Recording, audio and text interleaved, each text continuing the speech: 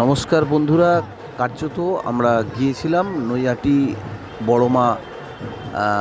খুবই জনপ্রিয় এবং জাগ্রত। সত্যি কথা বলতে এবছর কালী পুজোর ঠিক পরের দিনেই আমরা বেরিয়েছিলাম নৈহাটি বড় মার উদ্দেশ্যে। সত্যি কথা বলতে এত জনসমুদ্র, জনপ্লাবন বলা যেতে পারে।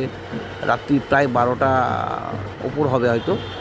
যাই হোক, আমি ভিড়ের মধ্যে দিয়ে হাঁটছি এবং আপনাদেরকে দেখাবো। এটাই মেন মন্দির, যেটা সবসময় খোলা থাকে। পুজো কটা দিন বন্ধ রাখা আছে, যেহেতু এমনিতেই দর্শনার্থীদের প্রচণ্ড ভিড়। তো আমরা এর মধ্যে আছি, ভিড়ের মধ্যে আছি, আস্তে আস্তে এগিয়ে যাচ্ছি। আশেপাশের দৃশ্যগুলো আপনাদেরকে অবশ্যই দেখাচ্ছি। এখানে পরপর রাস্তার উপর বেশ কিছু ঠাকুরই আছে, মানে বড় মা পরেই আরও কিছু ঠাকুর আছে, সেগুলো আমি পরে পরপর দেখাবো। সবথেকে বড় কথা হলো এখানকার যে মায়ের দর্শন, মানে দর্শন করার জন্য এত মানুষের সমাগম, যেটাকে বলা হয়, মানে সত্যি মনোমুগ্ধকর একটি দৃশ্য। আর সত্যি আমার খুব ভালো লাগছে। আমার তো প্রথমবার দেখেই গায়ে কাঁটা দিয়ে গেল। মানে কি বলবো, আমি অনেক দিন ধরে একটা এর মধ্যে ছিলাম যে কবে যাব মায়ের কাছে।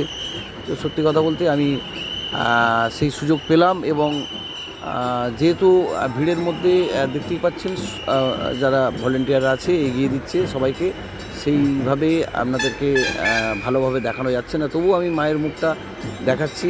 কত সুন্দর একটা রূপ এবং এত জাগ্রত একটা কি বলা যেতে পারে মায়ের মূর্তি।